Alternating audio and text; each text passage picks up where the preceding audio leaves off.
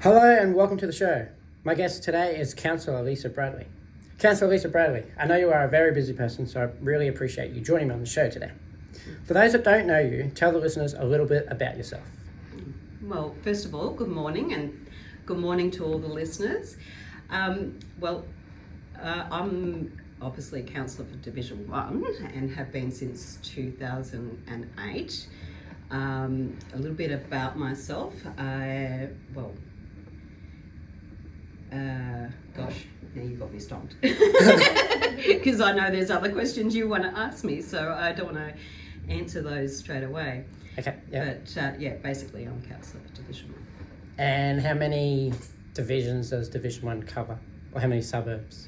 Okay, all of Rochdale South, all of Priestdale, all of Springwood, and a couple of streets of Daisy Hill. All right, cool. Perfect. All right, let's move on. How long have you been a councillor for? Since 2008, I was first elected, and in 2006 I ran in a by-election. So I don't know if you can remember that. Mm-hmm. You might have been very young back then, Daniel. But in the by-election I came second. I was 217 votes behind the person who won, which made me even more determined to get elected in 2008. So in the by-election you're running for Councillor of Division 1? Yes. Yep. Okay. How long have you been in politics for? Since 2008 as well? Yes. Or 2006? Yep. Yeah. Who were your idols growing up? I would say my dad was my idol. Because? So for those who don't know, he was often on Gardening Australia. And as I grew up, he was also on ABC Radio. So he was very much an advocate for environmental sort of matters. Uh-huh. He also did a lot of fundraising for a basketball stadium, which he was president of for a very long time. So that basketball stadium obviously has his name attached to it now, which is a great legacy that he has left behind. He also did a lot of fundraising for an environmental education centre. Mm-hmm. So he was often on television, on the radio, etc. Do you mind if I ask what the basketball stadium's called? I'm not sure what it's called now, but This is in country Victoria. Oh, right. Okay. Have you considered running for a Member of Parliament or Prime Minister? Yes or no, and why? Definitely not. Yeah. I have absolutely no interest in party politics. Right. I'd much rather be there for the people, and I absolutely love the grassroots being a councillor. That's a great answer, which sort of answers my next question. But I said, this is an interesting question. This is what I'm interested to know. Is it true that councillors aren't affiliated with any parties? Yeah, I'm definitely not affiliated with any But some can be? Yes, and there definitely are some members of political parties in our council this term particularly. Uh-huh. Probably more so this term than any other term. Because this is a big election coming up. Is that why? Or is that just whoever is elected?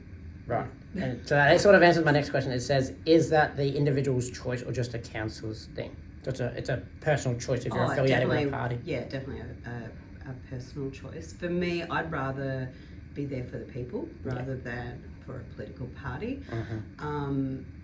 I personally do not believe that party politics should be part of local government. That's just my personal view. And I don't let any of my political persuasions influence anything. In fact, it's more so the opposite.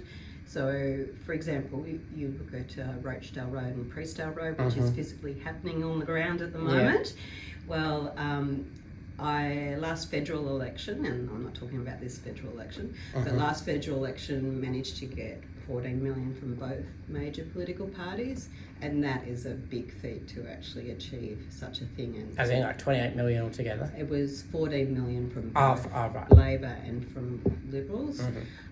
So it didn't matter who was elected, but that actually, for me, is very important that I can work both sides of the political spectrum, so that, or major political spectrum, so that I could be there for the betterment of the community rather than betterment of a political party. That is a fantastic answer. Next one. Now this is moving on from the councillors. Are you passionate about positivity and mental health, and how do you show this? Absolutely. So if you, I'll just go back a step. So when I was 3 years old, I'll tell you a little story. Yeah. When I was 3 years old, I saw a frying pan with flames billowing and my mum racing outside with this frying pan. And it just started something within me. And as a 3-year-old, I went off on my little red tricycle around the neighbourhood door knocking and asking to do odd jobs so I could raise money for a frying pan for my mum. My mum at lunchtime was like, "Where is Lisa?"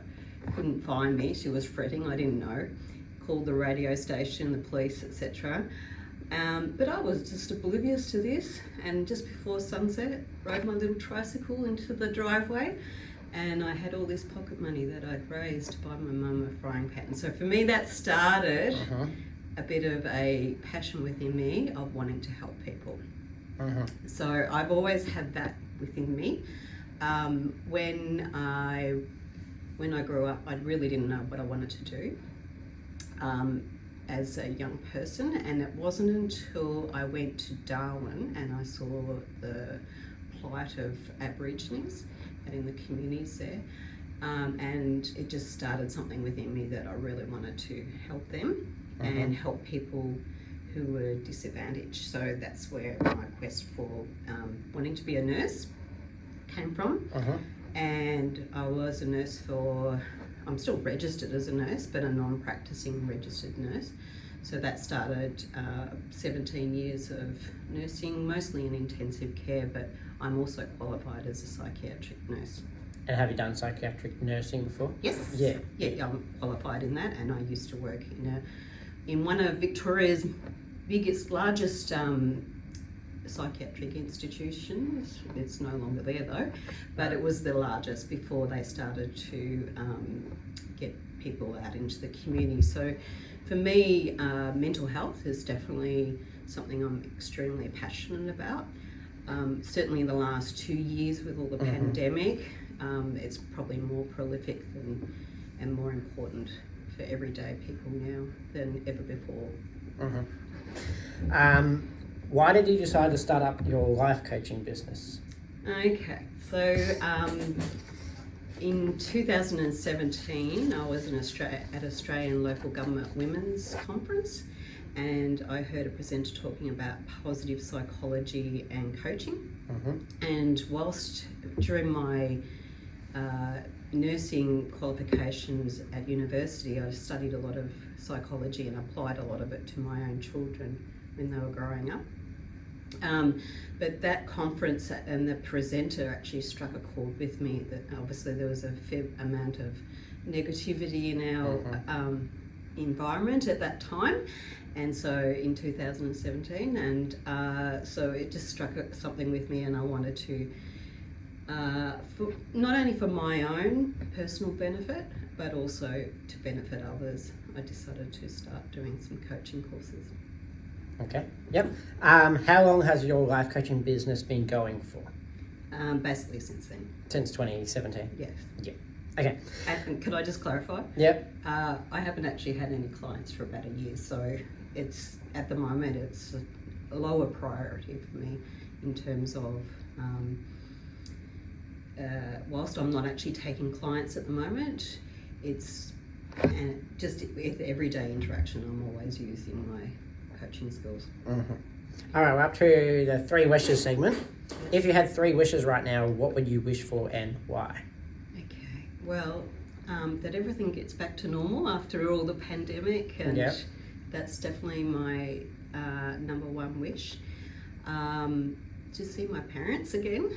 They live interstate? Yeah, they're down in Victoria, so every time I booked to go to see them over the last couple of years, they went into lockdown, so definitely that's something that I wish for.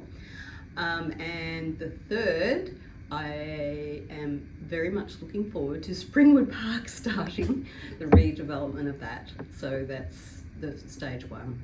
We'll be starting very shortly. Awesome, that's good to know. All right, it's now time for Plug Away. This is where my guests get to plug their business or themselves. Councillor Lisa Bradley, where, when, and how can people find you? Definitely on social media. But probably more what I would strongly encourage people to do is to reach out either at my mobile offices or email or call. Perfect. Councillor Lisa Bradley, I know you are a busy person, so I really appreciate you joining me on the show today. Thank you very much for your time and for this fascinating chat, and I really hope my listeners have enjoyed getting to know you a little bit better. Thank you, Daniel, and thank you, listeners. Thank you very much for listening, and don't forget to like, subscribe, and share for more content. We will see you on the next audio adventure. Until then, it's goodbye for now.